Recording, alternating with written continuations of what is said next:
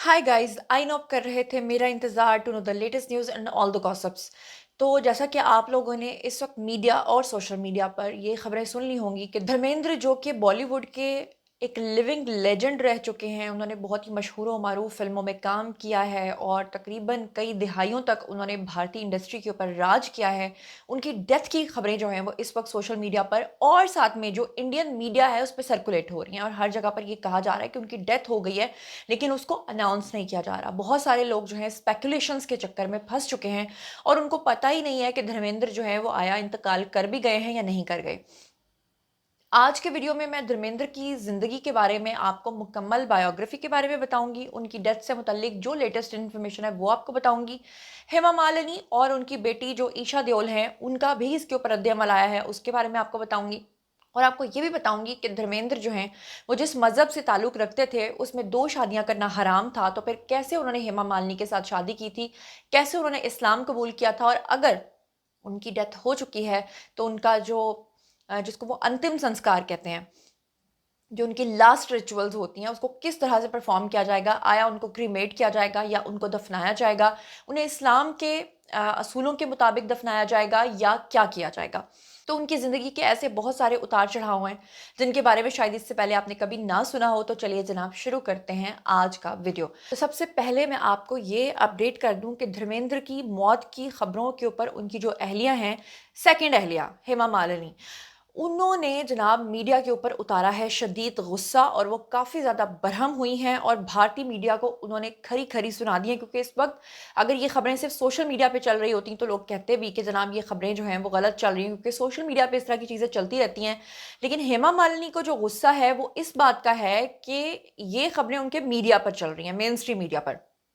दरअसल मंगल की सुबह को भारतीय मीडिया के बड़े-बड़े नाम, जिसमें इंडिया टुडे उनका चैनल है, और आपको पता ही है जब इंडिया पाकिस्तान की जंग भी हुई थी, उस दौरान भी उन्होंने कहा था कि इंडिया ने पाकिस्तान में कराची के शहर में घुस के हमला किया है और उन्होंने कहा था कि लाहौर के समंदर पे कब्जा कर लिया। और बंदा उनसे पूछे कि लाहौर में समंदर किधर है, वो पाकिस्तानियों ने तो काफ़ी चेज़ा लगाया था, लेकिन हेमा मालिनी जो है वो गुस्सा कर गई हैं। बहरहाल इंडिया टुडे ने, एबीपी न्यूज़ ने, न्यूज़ 18 ने, हिंदुस्तान टाइम्स ने लेजेंड जो अदाकार हैं धर्मेंद्र, उनकी मौत की खबरें जो है वो चलाना शुरू कर दी। और फिर उसके बाद जो है वो उनकी जो बेटी है वो सामने आई, उसने आकर इसकी तरदीद की और भारतीय मीडिया की जो रिपोर्ट्स हैं उसमें ये कहा गया कि अदाकार की टीम ने 11 नवंबर बरोज़ मंगल की सुबह उनकी मौत की तस्दीक खुद की है। धर्मेंद्र को गुज़श्ता रोज़ जो है मुंबई का एक हॉस्पिटल है जिसका नाम है ब्रीच कैंडी हॉस्पिटल। ये इनका वो हॉस्पिटल है जो मोस्टली इनके जो स्टार्स हैं, जब वो बीमार होते हैं तो वो इसी हॉस्पिटल में एडमिट होते हैं और वहाँ पर वो वेंटिलेटर के ऊपर चले गए थे। आपको याद होगा कि ये जो इनकी मौत की खबर है ये इस तरह से फैली थी कि बहुत सारे स्टार्स ने फौरी तौर पे इस हॉस्पिटल के अंदर विजिट करना शुरू कर दिया था और ख़ास तौर पे बॉबी देओल और सनी देओल जब गाड़ी में से बाहर निकले थे, हॉस्पिटल से बाहर निकले थे, तो वो रो रहे थे, उनकी आंखें नम थी। गोविंदा भी रो रहे थे, उनकी आंखें भी नम थी। तो उसके बाद जो है ये स्पेकुलेशंस जो है तूल पकड़ गई कि उनकी डेथ हो गई है। आपको बता दूं कि धर्मेंद्र जो हैं इस वक्त उनकी उम्र जो है वो 89 ईयर्स है, 89 साल की उम्र में कहा गया कि जनाब वो इंतकाल कर गए हैं। मरूफ सहाफ़ी हैं जी राजदीप सरदाई, वो और अदाकार और मुसन्निफ हैं जी जावेद अख्तर। उन्होंने भी ट्वीट्स में धर्मेंद्र की मौत की तस्दीक की और दुख का इजहार किया, जिसके बाद लोगों को इस बात का यकीन आ गया कि अगर राजदीप देसाई जैसा सहाफ़ी जो है वो उनकी मौत की खबरें लिख रहा है और साथ में मुसन्निफ जो जावेद अख्तर हैं वो तो उनके बहुत क्लोज होंगे, अगर वो कह रहे हैं कि उनकी डेथ हो गई है तो मतलब डेथ हो गई होगी। बाद में उनकी बेटी ईशा देओल जो है वो सामने आई, उन्होंने इंस्टाग्राम के ऊपर एक पोस्ट लिखी और इन खबरों की तरदीद की और उसके बाद फिर हेमा मालिनी सामने आई और फिर उन्होंने भी एक बड़ा सख्त ट्वीट किया। हेमा मालिनी अपनी ट्वीट में उन्होंने बरहमी का इजहार करते हुए लिखा कि जो कुछ हो रहा है वो सब नाकाबिले मुआफ़ी है। जिम्मेदार चैनल्स ऐसे शख्स के बारे में झूठी खबरें कैसे फैला सकते हैं जिसका इलाज हो रहा है और वो सेहत याब भी हो रहा है। उन्होंने लिखा कि ये तजलील और गैर जिम्मेदाराना अमल है, बराह करम हमारी फैमिली को प्राइवेसी दें। लेकिन उसके बावजूद भी कोई इसमें इस मामले में जो है वो बाज नहीं आया। यहाँ पे आपको बता दूं कि प्रेम चोपड़ा जो पुरानी फिल्मों के विलन हुआ करते थे, इस वक्त उनकी भी सिचुएशन काफ़ी क्रिटिकल बताई जा रही है। उनको भी हॉस्पिटलाइज कर दिया गया है, लेकिन क्योंकि ये आज का वीडियो जो है ये स्पेशली धर्मेंद्र से रिलेटेड है, तो चलिए आइए धर्मेंद्र की ज़िंदगी के कुछ पहलुओं के ऊपर रोशनी डालते हैं जो शायद इससे पहले आपने कभी ना सुने हों। तो सबसे पहले बात कर लेते हैं धर्मेंद्र की इब्तदाई ज़िंदगी की। तो धर्मेंद्र जो हैं इनको बॉलीवुड पूरा जो है वो धर्मेंद्र के नाम से जानता है, या धर्मेंद्रा शुरू में इनको कहा जाता था। लेकिन इनका जो असली नाम है वो बताया जाता है केवल कृष्ण देओल, ये इनका पूरा नाम था। और वो 8 दिसंबर 1935 को पंजाब इंडिया का जो इलाका है वहाँ का ननसराली गांव है वहाँ पर वो पैदा हुए थे। और उनके जो वालिद का नाम है वो था जी वलकृष्ण। और उनकी जो वालदा हैं वो हिंदू नहीं थी, वालिद हिंदू थे, जबकि उनकी जो वालदा थी वो एक सिख थी, उनका नाम था जी सतवंत कौर। और बचपन में जनाब उनकी जो तालीम और तरबियत हुई थी वो सरकारी स्कूल में हुई थी, और पंजाब से उन्होंने फ़िल्मी सनत की तरफ जो है वो अपना कदम बढ़ाया था। फ़िल्मी करियर और उसके अरूज की अगर हम बात करें तो उन्होंने अपनी फ़िल्मी शुरुआत जो है वो 1960 में शुरू की थी, और पहला बड़ा कामयाब जो उनकी फ़िल्म हुई थी वो 1961 में आई थी, जिसका नाम था शोला और शबनम। शोला और शबनम से वो बहुत ही मशहूर और मारूफ अदाकार बन चुके थे, और हर शख्स को जो है वो उनकी पहचान हो गई थी। 1970 की दहाई में उन्होंने एक्शन और ड्रामा फ़िल्मों के अंदर बेहतरीन फ़नकशी करके अपना मकाम जो है वो इंडस्ट्री के अंदर काफ़ी ज़्यादा मजबूत बना लिया था। ख़ास तौर पर जब उनकी फ़िल्म आई थी शोले, तो शोले फ़िल्म उनकी एक ऐसी लेजेंडरी फ़िल्म बन गई थी कि आज तक उस फ़िल्म की मिसालें दी जाती हैं। 1975 में उन्हें सुपरस्टार की पोज़ीशन के ऊपर फ़िल्म शोले ने पहुँचा दिया था, और वो बहुत ही सुपर हिट हो गए थे, हर फ़िल्म का फिर वो हिस्सा होते थे। बाद की दिहाइयों में उनको शोले जैसी फ़िल्में तो नहीं मिल सकीं, और उनका करियर भी कदरे सुस्त हो चुका था। लेकिन उस ज़माने में ऐसा कॉम्पिटिशन नहीं था जैसा आज के दौर में है कि 4 दिन कोई हिट रहता है, उसके बाद सब भूल जाते हैं। जब एक बार कोई हिट हो गया तो सारी ज़िंदगी लोग जो है वो उसको पूजते थे, और बिल्कुल धर्मेंद्र की भी यही सिचुएशन थी। अगर हम बात करें उनकी ज़ाती ज़िंदगी और उनकी शादियाँ और उनके बच्चों के हवाले से, तो धर्मेंद्र की जो पहली शादी है वो 1954 में फ़कत 19 साल की उम्र में जो है वो प्रकाश कौर नामी खातून के साथ जो है वो हो गई थी। उस शादी से उनके 4 बच्चे पैदा हुए थे, जिसमें उनके 2 बेटे और 2 बेटियां थीं। 2 बेटे आपको पता ही है बॉलीवुड में सुपरस्टार्स की हैसियत रखते हैं, जिसमें एक सनी देओल हैं, दूसरे बॉबी देओल हैं। और उनकी 2 बेटियां, जिसमें से एक का नाम था जी विजेता देओल और दूसरी का नाम था जी अनीता देओल। ये दोनों बेटियां जो हैं इन्होंने शादियां की और अपने-अपने घरों को बसाया। जो धर्मेंद्र हैं उनकी फैमिली में ये रिवाज था कि उनके घर की ख़वातीन जो हैं वो इंडस्ट्री में काम नहीं करती थीं, और इंडस्ट्री के लोगों में वो लोग शादियां नहीं करते थे। इसीलिए धर्मेंद्र के सिर्फ दोनों बेटे जो हैं वो स्टार्स बने, जबकि उनकी बेटियां नहीं बनी। और फिर उसके बाद 1980 के आते-आते, यानी सोचें कि 1954 में उनकी पहली शादी हुई थी, और 1980 के आते-आते उन्होंने मारूफ अदाकारा हेमा मालिनी के साथ जो है उनकी कुर्बतें बढ़ने लगीं, और फिर उसके बाद अचानक से लोगों के ऊपर ये पहाड़ बन के खबर इसलिए गिरी कि उनको ये पता था कि उस वक़्त हिंदू मज़हब जो था, धर्मेंद्र जो थे, हिंदू मज़हब के अकॉर्डिंगली उनके अंदर दूसरी शादी करना जो है वो गलत माना जाता है, जब तक कि आप पहली बीवी को छोड़ नहीं देते, तलाक नहीं दे देते। तो धर्मेंद्र ने ना तो अपनी पहली बीवी को छोड़ा, ना अपनी दूसरी बीवी को कभी छोड़ा, जिसकी वजह से ये एक अलग से एक डिबेट चल निकली थी। और वैसे भी 1980 की दिहाई में अचानक से हेमा मालिनी के ऊपर बहुत सारे इल्ज़ामात आए थे कि जनाब कैसे वो एक शादीशुदा शख्स के साथ शादी कर सकती हैं। और इस शादी से उनकी 2 बेटियां, जिसमें से एक ईशा देओल और दूसरी हैं जी अहाना देओल।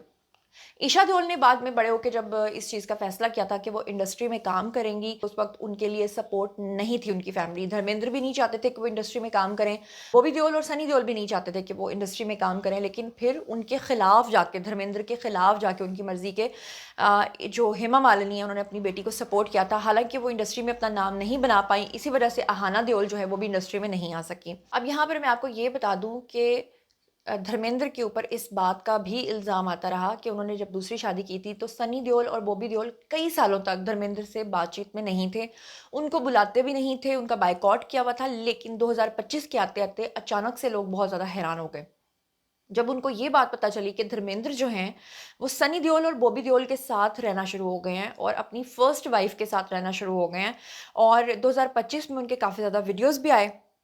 आपने उनके वीडियोस देखे होंगे जो कि उनके फार्म हाउस से आते थे, और वहाँ पे वो बहुत ही खुशी महसूस करते थे। और सनी देओल और बॉबी देओल ने जो अपना घर बनाया हुआ है फार्म हाउस, वो कई एकर्स के ऊपर है, और अंदर ही खेती बाड़ी हो रही होती है, और उसके अंदर धर्मेंद्र जो है वो काफ़ी खुश रहते थे।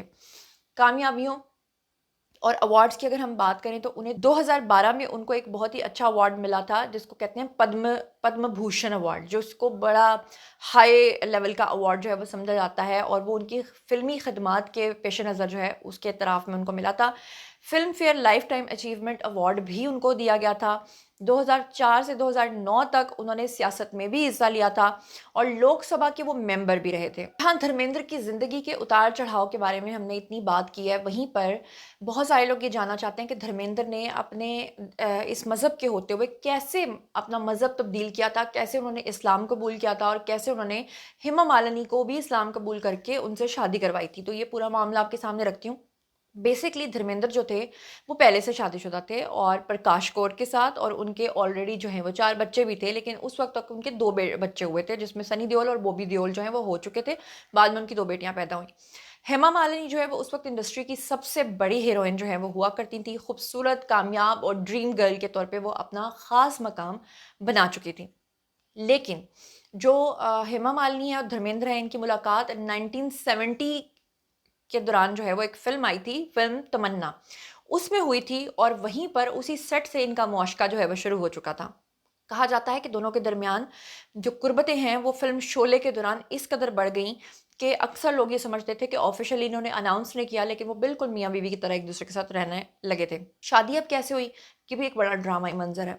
धर्मेंद्र जो हैं उस वक़्त हिंदू मज़हब के मुताबिक पहले से शादीशुदा थे और उनके मज़हब के अकॉर्डिंगली वो जब तक पहली बीवी को तलाक ना देते, वो दूसरी शादी नहीं कर सकते थे। लिहाजा इस कानूनी रुकावट को उन्होंने तोड़ने के लिए जनाब क्या किया कि दोनों ने इस्लाम कबूल कर लिया, यानी धर्मेंद्र ने और हेमा मालिनी ने, और बाकायदा तौर पे शरई तरीके से उन्होंने निकाह किया। उस वक्त धर्मेंद्र ने अपना नाम जो है वो दिलीप कुमार और हेमा ने अपना जो नाम है वो आयशा बेगम रखा, और फिर उसके बाद जो है वो उन्होंने इसको निकाह को परफॉर्म किया। हालांकि दिलीप कुमार जो नाम है वो भी हिंदुओं का नाम है। बहरहाल दोनों ने कहा कि नहीं, नहीं, हमने इस्लाम कबूल कर लिया है, और उसके बाद एक मकामी वहाँ पे मौलवी साहब हैं, उन्होंने जनाब उनका निकाह पढ़ाया, और इस शादी के बाद जो है पूरी इंडस्ट्री के अंदर शदीद तनाज़ा खड़ा हो गया। एक तरफ हिंदू समाज खड़ा हो गया और दूसरी तरफ अखलाकी लिहाज से इस शादी को मुतनाज़ समझा जाता रहा। उस ज़माने में तो वैसे भी जो लिव इन रिलेशनशिप्स थे उनको तो वैसे ही लोग किस तरह के पूरी-पूरी ज़िंदगी के लिए बायकॉट करते थे। धर्मेंद्र के ऊपर ये इल्ज़ाम भी आता रहा हिंदुओं की तरफ से कि उन्होंने इस्लाम कबूल करके गलत मतलब ये तरीका इख्तियार किया है, और बाद में जनाब अब आके अगर धर्मेंद्र की वाक़ई डेथ हो जाती है, एक ना एक दिन तो इंसान ने इस दुनिया से जाना है। तो ये एक डिबेट बड़ी रह गई है कि बहुत सारे लोग शादियाँ करने के लिए बज़ाहिर अपना मज़हब तब्दील करते हैं, लेकिन बाद में जब उनकी डेथ्स होती हैं तो उनको उनके पुराने अकायद के मुताबिक, पुराने रिचुअल्स के मुताबिक उनको उनकी तदफ़ीन की जाती है, या उनको क्रीमेट किया जाता है, या उनको जलाया जाता है। ये एग्ज़ाम्पल अभी कुछ ही 2 दिन पहले जो एक डेथ हुई है ज़रीन खान की, जो कि आपको पता है कि ऋतिक रोशन की एक्स यानी फ़ॉर्मर सास हैं, ज़रीन खान, जिन्होंने एक मुसलमान से शादी की थी। और बाद में वो अपनी आखिरी ख्वाहिशात में ये कहकर गई थी कि जब वो इस दुनिया से चली जाएँगी तो उनको क्रीमेट किया जाए, उनको जलाया जाए।